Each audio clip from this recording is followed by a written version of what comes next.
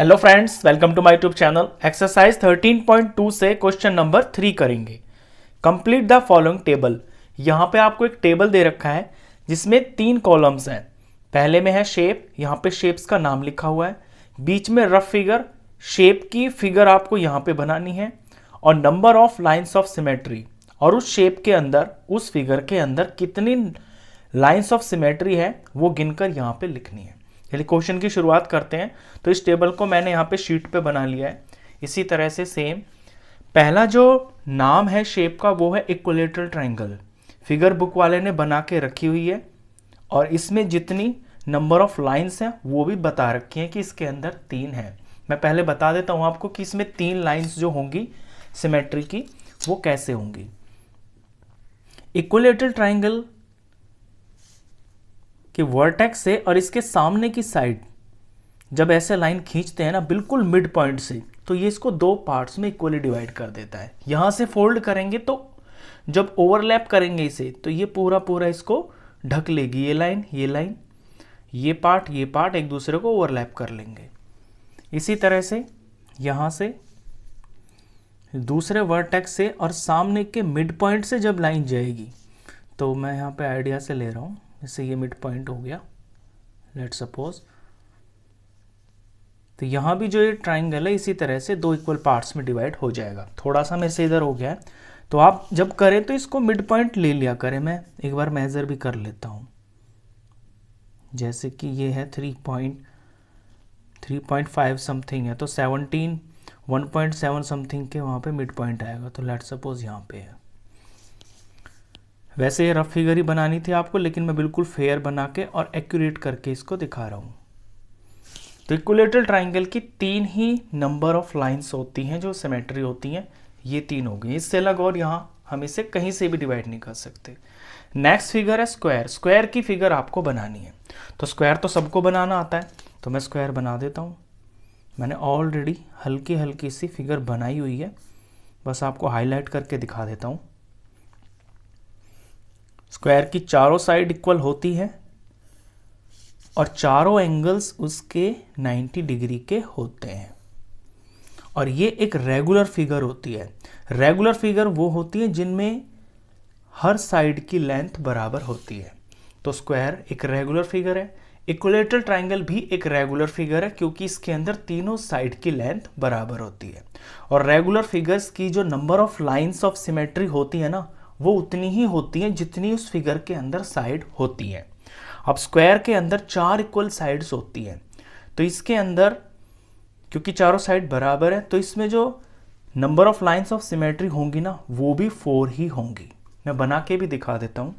इसमें भी आप इसको वर्टिकली डिवाइड कर सकते हैं सेंटर से। सिमेट्री लाइन को आप डॉटेड लाइन से बनाना ऐसे। ये 2 पार्ट इक्वल हो गए। इसे आप हॉरिजॉन्टली भी डिवाइड कर सकते हैं ऐसे।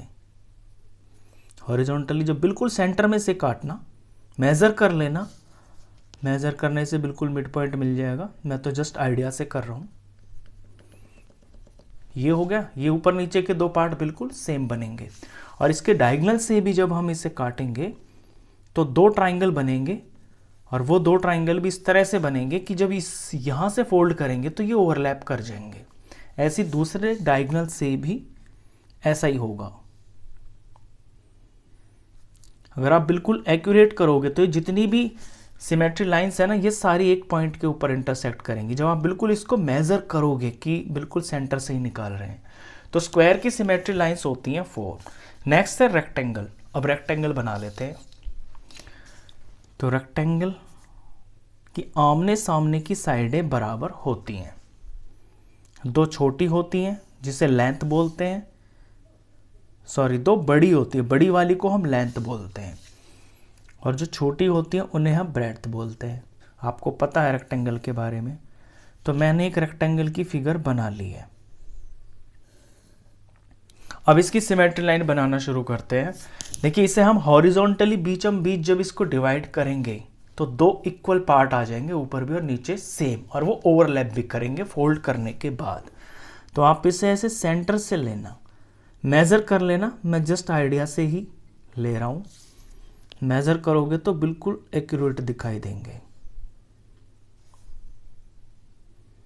जो भी लाइन का सेंटर होगा, तो एक तो लाइन ऑफ सिमेट्री ये हो जाएगी। तो ये पार्ट और ये पार्ट जब यहाँ से फोल्ड करेंगे तो ये कॉर्नर इसको ओवरलैप करेंगे, ये पार्ट इसको पूरा ढक लेगा। इसी तरह से वर्टिकली ऊपर से भी इसकी एक लाइन ऑफ सिमेट्री बन जाएगी, और वो बनेगी इस लेंथ के बिल्कुल सेंटर से। अगर ये 4 होगी तो जहाँ पे यहाँ बिल्कुल 2 होगा, वहाँ से जब आप इसे डिवाइड करोगे तो 2 इक्वल पार्ट आ जाएंगे ऐसे। और ये जो डिवीज़न होगा बिल्कुल 90 डिग्री पे करना है, लाइन बिल्कुल स्ट्रेट होनी चाहिए। ये हो गया, 2 हो गया। अब इसमें अगर आप इसके डायगोनल्स को करना चाहोगे ना, तो वो लाइन ऑफ सिमेट्री का काम नहीं करेगा। क्यों? क्योंकि देखिए बता देता हूँ मैं, ऐसे मैंने इंट्रोडक्शन में भी बताया था आपको, ये 2 ट्राइंगल तो डिवाइड हो जाएंगे, बिल्कुल इक्वल साइज के ही बनेंगे, लेकिन जब आप यहाँ से फोल्ड करोगे ना, तो ये वाला पार्ट, ये जो लाइन है, ये इस लाइन के ऊपर टिकेगी। ये तो छोटी है और ये बड़ी है, तो प्रॉपर ओवरलैपिंग नहीं होगी ना। सिमेट्री का मतलब यही है कि 2 फिगर बराबर बननी चाहिए, लेकिन वहाँ से फोल्ड करने से, जो लाइन ऑफ सिमेट्री होती है वहाँ से फोल्ड करने से वो पूरा पूरा ढकना भी चाहिए दोनों पार्ट्स। तो इसकी सिर्फ 2 ही सिमेट्री लाइंस बनेंगी।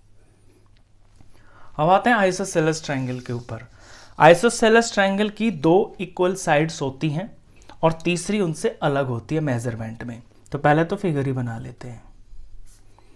आइसोसेलेस ट्रायंगल मैं बना रहा हूं, रफ फिगर बनाना है क्योंकि आपको इसमें तो प्रॉपर कंस्ट्रक्शन की आपको ज़रूरत नहीं है, लेकिन फिर भी मैंने यहाँ पे एक परफेक्ट फिगर ही बनाई है। आइसोसेलेस ट्रायंगल ही है ये। इसमें मैंने ये जो 2 साइड्स है ना, इन्हें इक्वल लिया है। आइसोसेलेस ट्रायंगल की एक ही लाइन ऑफ सिमेट्री होती है, ओनली 1। कहाँ से? ये जो 2 इक्वल साइड्स होती है ना, इनसे मिलने वाली ये जो वर्टेक्स होती है यहाँ से, और ये जो तीसरी अनइक्वल साइड होती है बिल्कुल इसके सेंटर से निकल के जाती है वो लाइन। अगर मैं इसका सेंटर ले लूँ तो ये टोटल 4 है, तो एग्जैक्टली 2 पे इसका सेंटर होगा। आप ऐसे मेजर कर लिया करें अगर आप प्रॉपर फिगर बना रहे हैं।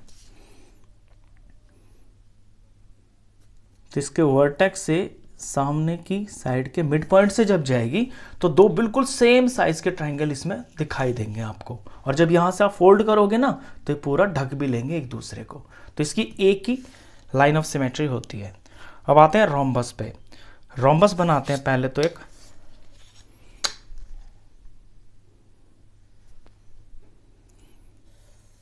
ये हो गया। ये सारी कंस्ट्रक्शन आप नेक्स्ट क्लास में सीखोगे, ये आपके सिलेबस में आएंगी। अभी मैं जस्ट आपको रोम्बस रफली बना के दिखा रहा हूँ कि रोम्बस कैसा होता है। रोम्बस की चारों साइडें बराबर होती हैं, चारों साइड बराबर होती हैं, और आमने सामने के एंगल भी बराबर होते हैं, लेकिन 90 डिग्री के नहीं होते जैसे कि स्क्वायर में होते हैं। स्क्वायर में रोम्बस में यही फ़र्क होता है कि स्क्वायर के सारे एंगल्स 90 के होते हैं, लेकिन रोम्बस में नहीं होते। इस तरह से बनती है ये आपका रोम्बस। ये मैंने जो बीच में बना दिया ना, ये इसके डायगोनल्स हैं। एक्चुअली रोम्बस आपको इस तरह से दिखाई देगा, ये ऐसे ऐसे ऐसे और ऐसे, क्योंकि रोम्बस की जो कंस्ट्रक्शन होती है वो डायगोनल्स की हेल्प से होती है, तो मैंने इन्हें ऐसे जोड़ दिया है। ये होता है आपका रोम्बस।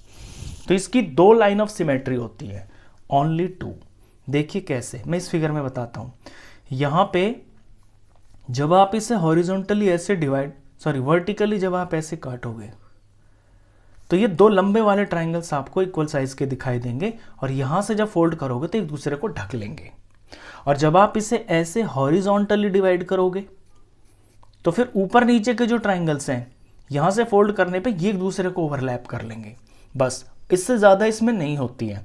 अगर आप इसको सोचो कि साइड से हम इसे डिवाइड करें, साइड से करें और फोल्ड करें, तो ओवरलैप नहीं हो सकता। इसलिए नहीं हो सकता क्योंकि ये एंगल अलग साइज का है और ये एंगल अलग साइज का है। जब आप इसे ऐसे फोल्ड करोगे ना तो ये अपने सामने यहाँ टिकेगा, यहाँ पे ये कॉर्नर यहाँ टिकेगा, यहाँ नहीं टिकेगा। तो ये जो इसके डायगोनल्स होते हैं यही इसकी लाइंस ऑफ सिमेट्री होती हैं। जो डायगोनल होते हैं ये हुआ। ये हुआ। तो रोम्बस की दो ही लाइन ऑफ सिमेट्री होती है। नेक्स्ट है सर्कल। तो सर्कल पहले ड्रॉ कर लेते हैं कंपास से।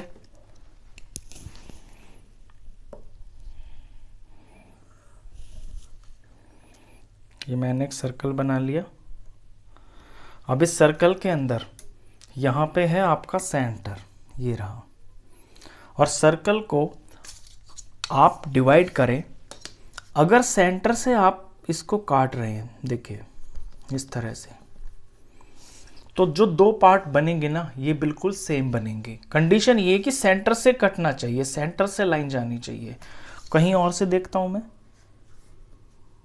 लाइन में कहीं भी खींचूं, वो जो मेरा फोल्डिंग है वो सेंटर से गुजरना चाहिए। तो अब ये वाला पार्ट और ये वाला पार्ट आपको सेम दिखाई देंगे। कहीं और से ट्राई करूं, ये किया मैंने, तो ये वाला इतना पार्ट और ये जो इतना पार्ट है ये आपको बिल्कुल सेम दिखेंगे। और यहाँ से जब फोल्ड करोगे तो ये वाला गोल पार्ट इस गोल पार्ट को कवर कर लेगा। तो ऐसे मैं इसकी मतलब कितनी भी नंबर ऑफ लाइंस बना सकता हूँ सिमेट्री की। बस कंडीशन ये है कि वो सेंटर से गुजरनी चाहिए, कहीं से भी। देखिए मैं ऐसे करूँगा तो फिर ये दो सर्कल्स इधर बन जाएंगे। मैं यहाँ से ले जाऊँगा सेंटर से गुजरती हुई, तो ये दो पार्ट बन जाएंगे। तो इसकी जो सिमेट्री लाइंस है ना, वो मतलब काउंटलेस है, बहुत सारी हैं। ऐसा नहीं है कोई प्रॉपर नंबर हो, तो काउंटलेस।